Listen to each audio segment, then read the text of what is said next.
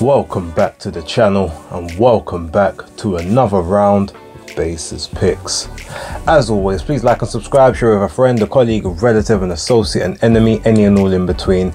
It's appreciated. Now I know I'm doing this one a little bit late, so the Charlie Edwards fight is probably over now by the time that you see this, but just for some quick context, I will give him the edge in his fight against Jorge's Ori. And I am predicting for him to win that via a unanimous decision, taking place on channel 5. Feel free to have a look. I know John Harding Jr. is also on the undercard, so for all the South London man, then feel free to check that out if you can find a stream for it. Now with that being said, it's got Top Rank card. I thought it was actually tonight that it was taking place, but it's not, it's tomorrow. So luckily I've been able to do this a little bit later than usual.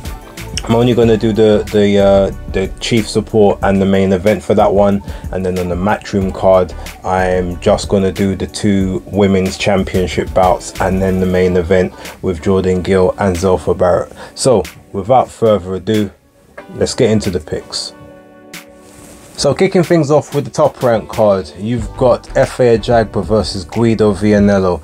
Both guys are of similar height. I think Guido's about 6'6.5", 6'7", and FA Ajagba's about 6'5" to 6'5.5". Jagba's got the much longer reach. I remember at one point his reach was supposed to have been estimated or measured at, like, I think it was 87. I think it was 87 was supposed to be his reach at one point.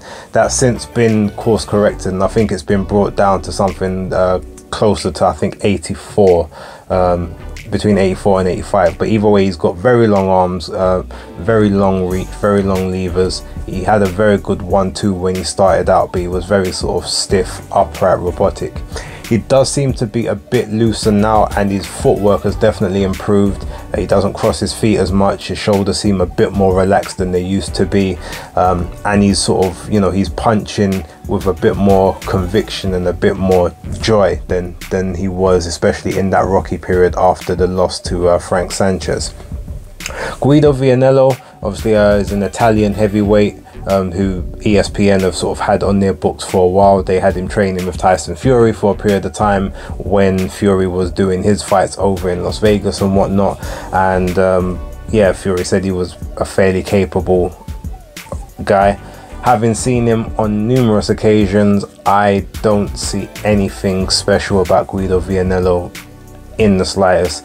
I mean, let's be honest, Jonathan Rice, I've always said he's probably one of the best heavyweights to never take things seriously, and part of that is obviously he didn't really have a solid promoter behind him, really getting behind him back in the day. But I feel as if he had a top-notch promoter, you know, say like maybe an Eddie Hearn or a Bob Arum, Oscar De La Hoya, or someone that could have just got him in the ring and got him activity earlier on in his career. I'm not saying he would be like a world beater now, but he definitely would have been talked about as like a top 10 type guy, because if you look at him just in terms of his dimensions, in terms of like his punching power, his technique, his movement, a lot about him screams, you know, talent, wasted talent, and he quite handily beat Guido Vianello. Now Vianello was ahead on the cards because Johnny Rice is extremely economic, especially in his later days where, you know, maybe his weight hasn't been managed as well as it could have been, but he was very comfortable in all the rounds, basically just waiting for a shot, and when he found that shot, bang, busted up Guido Vianello's eye, messed it up quite badly to the point it had to get stopped on cuts. And he's quite good at being able to throw those big range shots at range. So Guido had no defense for that when it came his way. And quite frankly, FA Ajagba, someone who's a lot more pragmatic, a lot more sort of a come forward, step behind the jab 1-2, trying to throw also those little short uppercuts on the inside when he does have that opportunity. I just see nothing but a FA Ajagba win here, and I'm tempted to say we're looking at a stoppage by round 7. there is a chance it could end up going the distance, but I personally think that this fight gets stopped, yeah, sort of round 7 to 8. So that is going to be my prediction. Efe Ajagba to win this fight round 7 to 8. In the main event, we've got Jared Anderson against Merhy, who people will know was the last person to face Tony Yoka. Beat him. He essentially was a blown up cruiserweight, competed at bridgerweight for a couple fights. He had a fight with Kevin Lerena before the Tony Yoka fight and lost that one on points, although he did have his moments in there, but just never had the gas tank to push on. Now, the one thing he may have over Jared Anderson in this fight is potential quickness, and I say potential because I don't actually think he's much quicker than Jared Anderson, but he is the naturally smaller guy, so there is possibilities that he could have a slight foot speed advantage from time to time. But having seen him in that Kevin Lerena fight, not being able to keep Lerena off, not being able to sustain the pace that Lerena brought, I can't see anything other than Jared Anderson establishing that jab from both the southpaw stance, the orthodox stance, getting his range, and then throwing, you know, sort of throwing the haymaker straight right or the right hook when he gets into range, when Merhy has got his gloves up in a front guard, trying to either sustain punishment, possibly on the ropes, or trying to walk into range. And if Jared Anderson starts hitting those angles like we know he can do, then I see it being a pretty easy night for him. He's obviously going to have to be careful about not getting caught with silly shots during the exchange, but we all know that he does have a bit of that dog in him, so if he does get caught, especially in an exchange, he's going to fire back, and that's probably when he's at his most dangerous. That's when Merhy is going to be at his most vulnerable. So for this one, I do think Jared Anderson does win. I think he stops Merhy around about round 6, halfway through, whether that's the referee jumping in to wave it off, the corner, something along those lines. But I do see Jared Anderson winning this one via stoppage. Let me know what your thoughts are about those two fights, and yeah, let's move over to the Matchroom card. Okay, so next off we're going to talk about the Matchroom card. Now, I'm not going to talk about the Michael Gomez Jr. versus Kane Baker fight, although I do expect that to be a fairly fun fight to open the show. Where we're going to kick it off is Rianna Dixon against Karen Elizabeth Bajal. Now, for those of you who may recognize that name, she fought Katie Taylor. I believe it was on the same card as Dillian White and Jermaine Franklin. I'm not 100% sure about that, but I do remember being at both of them. They were both at the OVO. So if they were separate dates, yeah, let me know down in the comments, but I think they might have been on the same card. Now, with that, when we sort of look at her style, she's pretty crude in style, but she's, you know, she's Argentinian, so you know she's got that work rate, she's got that engine. She normally will wing shots over the top, sort of with her chin tucked behind the, not a high guard, but a fairly lowish one, and she'll sort of come from the sides and she'll look to throw volume and try to get into range. Very rarely will she shoot the jab, but on occasion she will use it as a distraction to just get in on the inside and start to sort of work. You've got Rianna Dixon, came from the white collar background. She's a southpaw, so fights all of her opposition from that stance.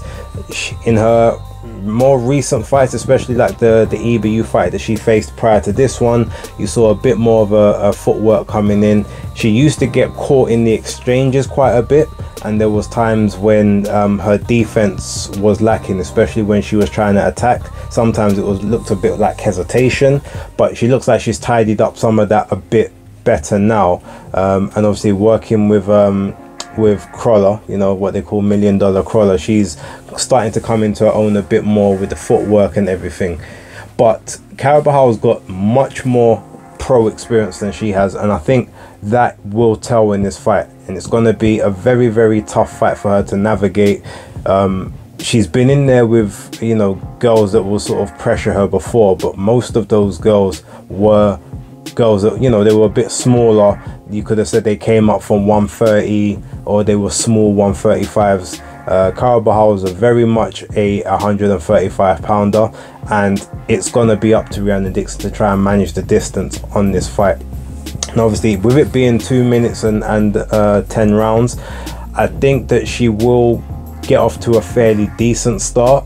I think the pressure might start to get to her a little bit in the middle rounds, but if she can stay composed and stay controlled, especially in the chaos that may ensue, especially in those middle to late rounds, I can see her eking out enough of those rounds to win this fight. But I do think it's going to be very close and contentious. This could be one fight too early, or it could be the perfect time to have to come through the fire. I'm going to tentatively back her to win this fight on a split decision. I mean, look, if she gets a unanimous and it's a clean unanimous, great. If it's one of those unanimous when you're like, yeah, no, I think the other girl deserves some more consideration than that, then there might still be some more work needs doing. But I am going to give her the benefit of the doubt on this one. I do think that she's got as good a chance now as she's gonna have to win a world title. So yeah, I do predict that Rianna and Dixon will win this fight via split decision or majority decision. Moving on from there, we've got Ellie Scottney versus Lafu, and this one now has also been made for the Ring Magazine super bantamweight title, as well as the IBF, sorry, and the WBO titles. Now, whether or not you believe that that belt deserves to be on the line for this fight is, you know, that's a question for another day. You know, you've got Yemi left Mercado and you've got Erica Cruz. Erica Cruz is a much more accomplished person, especially fighting at 126, now down at 122. Mercado's been champion since 2019, so shouldn't they maybe be more considered as consensus number 1 and 2? Possibly, but they're not fighting, they're not unifying, so I guess maybe the Ring Magazine have felt this one was appropriate to do so. I'm not going to argue. I personally look at this fight, one thing I do think, Sigaline has got, she's, you know, capable. There's nothing sort of special about anything she does. She's like a good workman rate.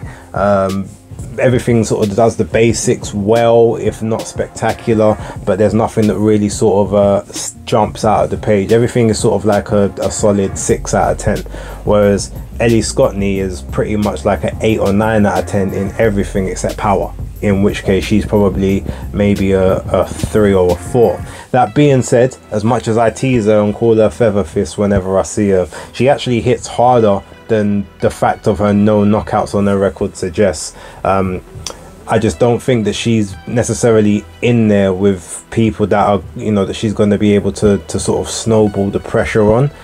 Sigaline might oblige her in that, because I don't see her looking to get rough and ready the same way as a Shanika Johnson did, or you know, sort of some of the other opponents that who else was there? There was I think Cecilia Roman, Maria Secchi, like those sort of people that will look to get sort of rough and ready on the inside. I feel like Sigaline will look to box more on the outside, which will allow Ellie to be able to walk her down from time to time, maybe trap her in corners, get in close, sort of work the body.